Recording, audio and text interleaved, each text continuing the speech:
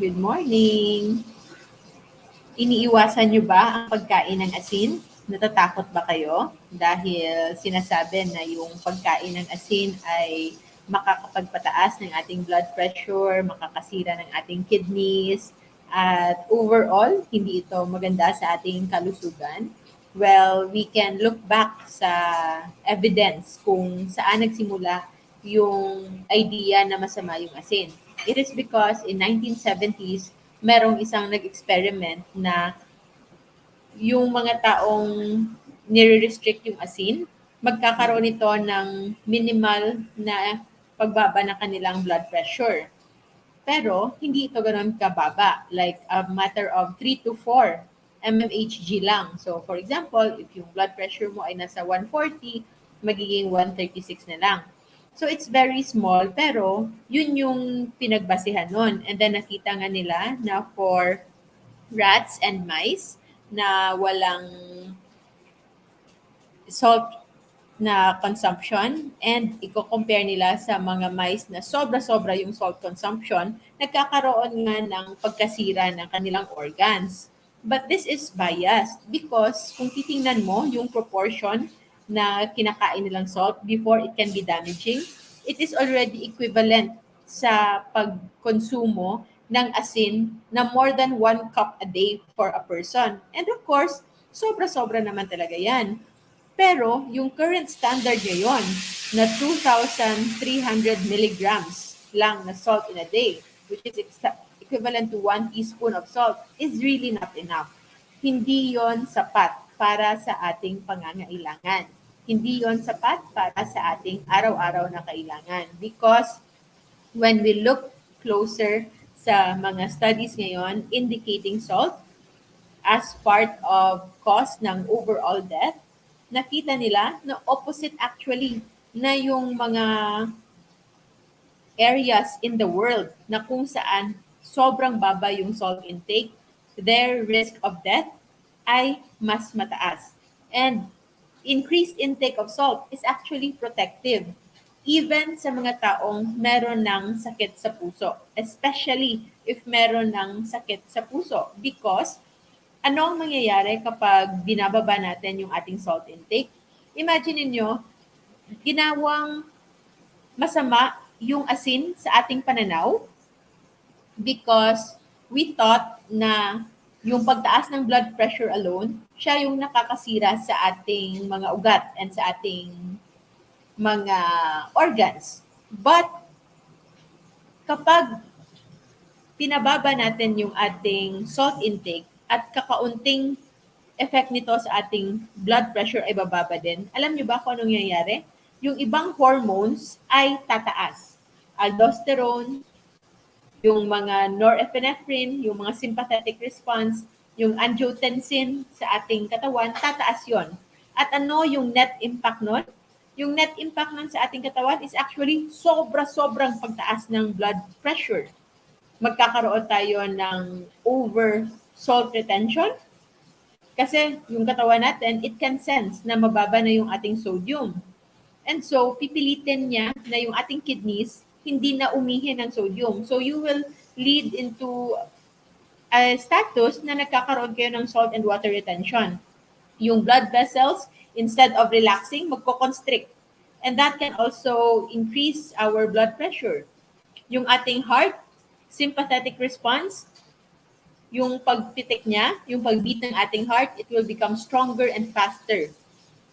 And the net impact, yung overall na effect niya, ay tataas ang ating blood pressure sobra-sobra sa pagbaba ng pressure because of salt. In an example, kung pag-limit ninyo ng salt will lower your blood pressure by 4 or 3. Pero yung net impact nito after, the moment na ma-activate na yung compensatory mechanism sa ating katawan, it can go up to 10, 20, 30, and up to sobrang grabe na. You don't believe me? Try to think about the medications that you usually take for hypertension. Ang mga losartan, yung mga beta blockers like metoprolol, atenolol, yung mga spironolactone na nagpapaihi sa atin, it's all blocking the hormones na tumataas when you lower your salt intake. What else will happen? If you will take less than half teaspoon, yung 2,000 milligrams na sinasabing limit ngayon is now considered really very low. And if you take way below, like kalahati nito, bababa nga yung inyong blood pressure, pero magkakaroon din ng pagbaba ng inyong blood volume. Hindi lang kayo basta parang halos himatayin, yung parang mawawala ng consciousness.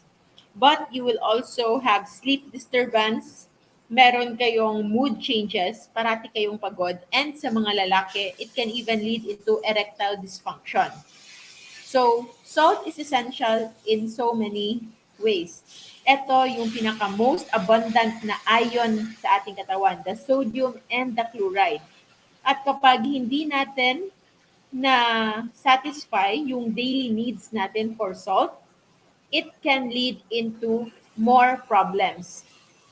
The other electrolytes in our body, the magnesium, the potassium, the calcium, silang lahat ay magkakaroon na rin ng imbalance.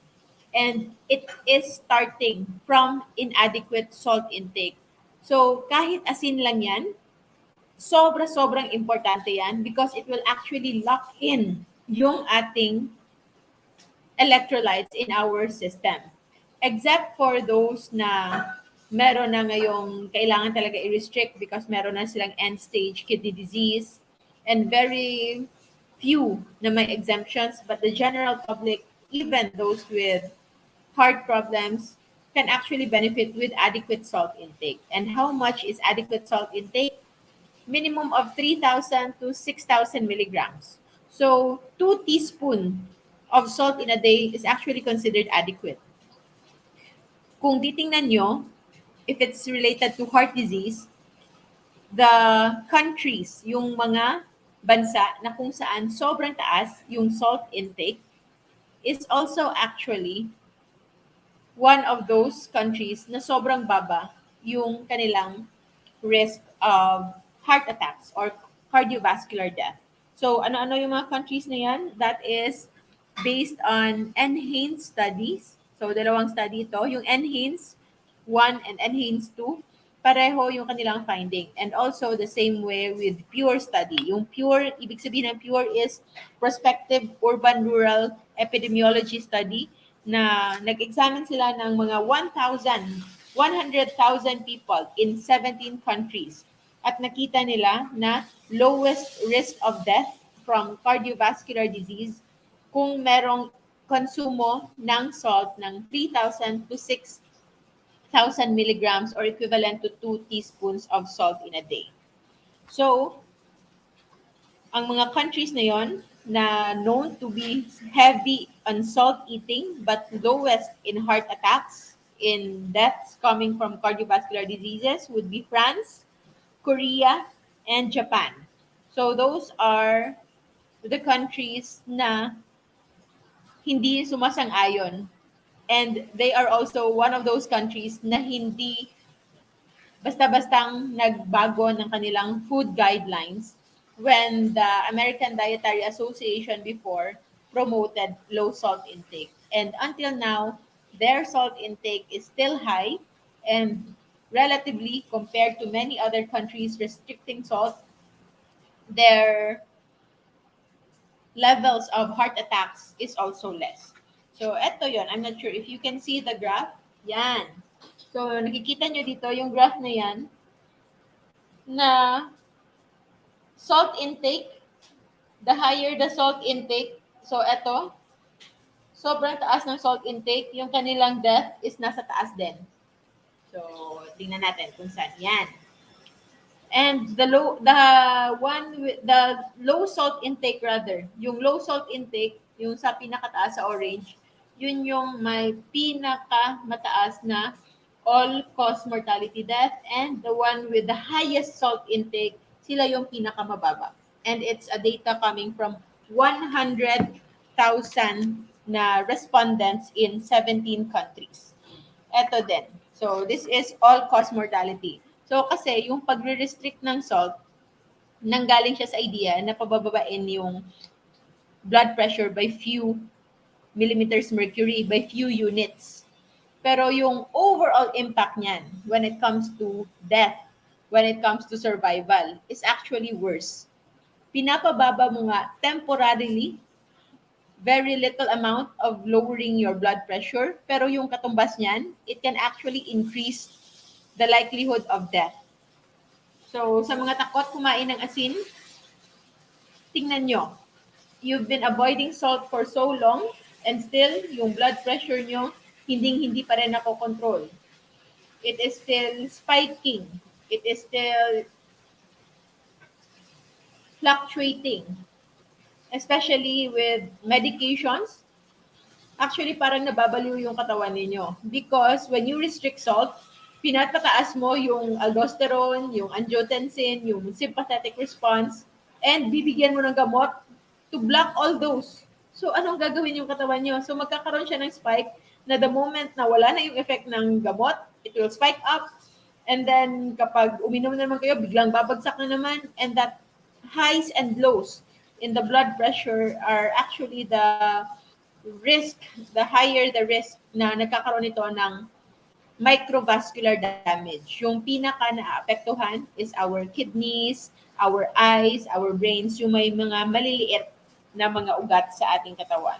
So, if you want to ensure na yung electrolytes ninyo is locked in, yung balance ng inyong system, hindi kayo manghihina, hindi kayo magka-cramps, hindi kayo parang always dehydrated, at yung mga cravings din sa pagkain, sa sweets, those are mostly just related to salt. So, if you devoid your food with like mga salty things and you will just use salt alone, so 2 teaspoons. Kung gusto niyo mag-minimum, minimum 2.5. And then the other foods that you eat na meron na ding embedded with some sodium, like say for example, seafoods na meron na rin kakaunting sodium naturally. So meron pang allowance because up to 2.5 teaspoon is a very, very safe range pa din for salt intake. Hindi kami nauubusan ng asin dito. So we have fine na pink salt.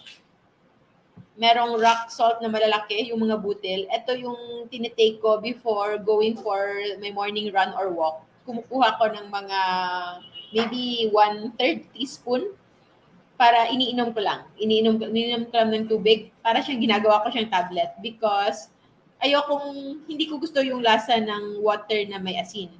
But most of my family members and my friends, mas gusto nila yung tinitimpla, yung electrolyte drink, kumbaga. But for me, when I drink water, mas gusto ko pure water. So, nilalagay ko lang. I only put salt in my drinks if eto ay mga parang merong other flavors like merong vinegar, apple cider vinegar, or other drinks that are still low carb.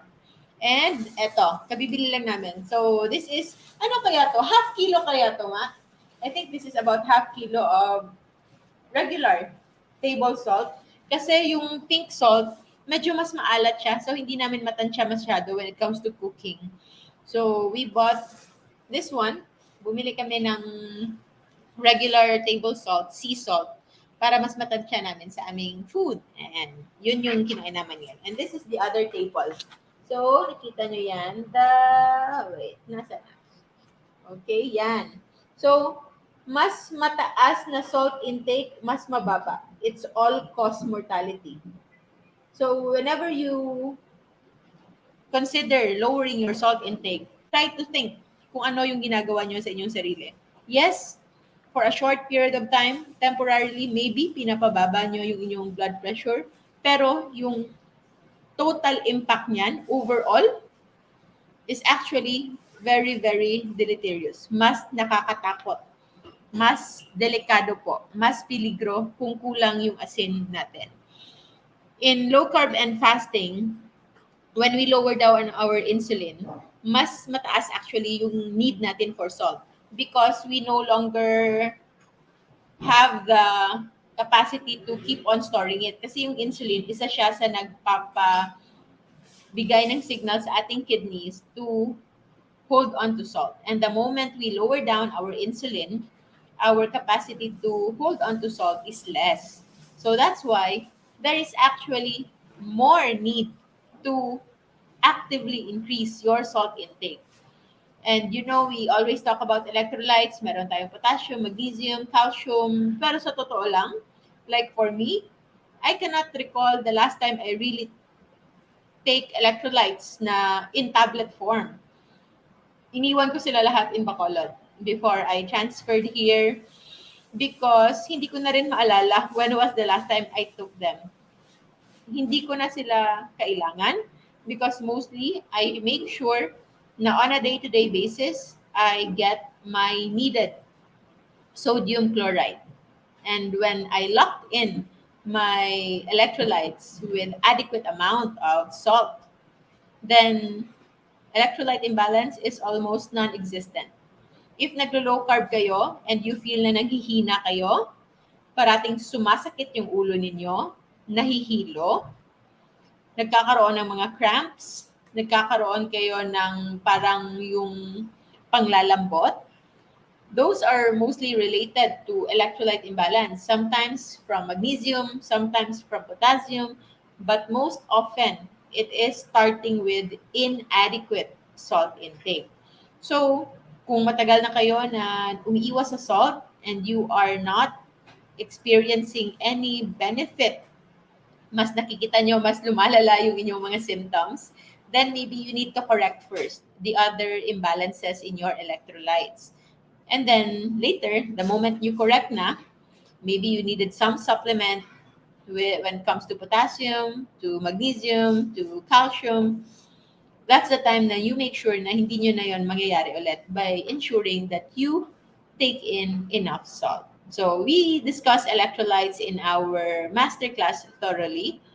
And I hope you become a part of that, especially if you have serious problems when it comes to healing. You can consult your doctor or your local doctors in our community para matulungan kayo. But generally, especially sa mga wala pang sakit, all the more, we don't need to fear salt. And yun nga, based on studies, especially among those na meron ng hypertension, meron ng heart problems, lessening their salt intake will even worsen their prognosis. Mas nakakasama sa kanila. So, don't be afraid with salt, especially if you do low carb. Salt is usually blamed. Sumasakit yung ulo after, tumataas yung BP right after eating salty food. Pero, remember, those scenario na you feel na tumataas yung BP mo with salt, yung totoo lang, you might have eaten those together with high carbs. Yung lechon, sinawsaw mo sa asin, pero kumain ka ng kanin. At nag-soft drinks ka after. Pagkatapos nun, nag-dessert ka pa. So, hindi pwedeng sisihin mo yung asin that is very essential, that is very vital for our function, sa kasalanan ng mga pagkaing totoong hindi mabuti para sa atin. And that would be sugar, fructose, yung mga seed oils na ginagamit usually for cooking, yung other foods that are thought to be all healthy, but when taken too much, kapag sobra-sobra yung pagkain nito, it is still going to be problematic. So too much fructose, too much rice is still damaging. Kasi yung rice, kapag kinakain natin ito, it will just be easily converted into glucose. Yung isang cup ng rice, katumbas ay nasa 10 to 12 na kutsarita ng asukal. And sugar is really inflammatory. Ito yung nakakapag-inflame ng ating mga ugat, causing many other problems, including our heart. So let's not blame salt, and also let's not blame fats and proteins sa kasalanan na ginagawa ng sugar, ng glucose, too much starch, And the seed oils, toxic seed oils, margarine, yung mga cotton seed oil, rape seed oil, safflower oil, all of those, most of those vegetable oils are really not good for us. So, when it comes to salt, I hope you will try to bring back the salt. Eto nga. We need to bring back the salt to its cherished place, and that is at the dinner table. So, and also, of course, try to obtain salt na more natural. The more natural, the better. So, hindi siya villain, hindi siya kalaban ng asin. But it is a vital electrolyte na kailangan natin sa ating katawan. So that's why kahit saan kami, we always make sure na merong adequate salt, and mostly since scam na nga ang mundo. Lahat ng pagkain ngayon in the restaurants are mostly matatabang, and because they are on the premise na lahat ng tao ay naglo-low salt diet. So it's very common for me na kapag kumakain ako sa labas, automatic na hingi na ako ng shaker ng salt. And that is how we are supposed to be educated, na hindi lang basta sinasabing yun yung nakita nilang observation, we already follow. Because if you look closely, hindi talaga nakakatakot yung asin. They demonize salt when the real, pure, white, and deadly, yung totoo talagang kalaban, is actually the other kind of white na crystal. And ano yun? It's sugar. So, ito yung subtopic ng book na ito. Low salt advice. It's clear, it's simple, and wrong. So, because right now, wala talagang studies showing specifically that a higher salt intake is directly bad. Hindi nila yon na-isolate. Kung meron man mga diet, which is the American diet, na nakita na high salt, na nakaka-damage nga ng kidneys, nakaka-lead into hypertension and high blood pressure and cardiovascular disease, it's high salt together with high fat, together with, most importantly, high carb. The typical fast food diet. And that is something na kailangan natin iwasan. If we want to live better, live longer, and happier. So if you wish to know more, we have our groups to help you, to guide you. Para sa mga pagkain, it's Life Without Rice. For those who wants to get inspired or may mga questions, our admins are there to help you. Low carb feasting and fasting community. And for proper guidance, especially sa may mga conditions na relating to medicine, relating to illnesses, usually nandyan na yan sa ating Low Carb and Fasting Masterclass by yours truly. Maraming salamat to everyone, especially sa mga nanonood sa ating YouTube channel. And para pala sa mga nanonood sa atin in Facebook, halos every day we go live, and you will get notified every time if you put the page as favorite. Yung parang sa following, hindi lang basta follow the page. You assign it as your favorite para wala kayong ma-miss na mga updates. So, yun lang muna for now, everybody. I'll see you again in our next video. So, remember to always stay low carb. Don't be afraid of salt. It will even make the food taste better. You will enjoy it more. You will be satisfied more. And generally, we will all be safer. Maraming salamat po. Have a good day.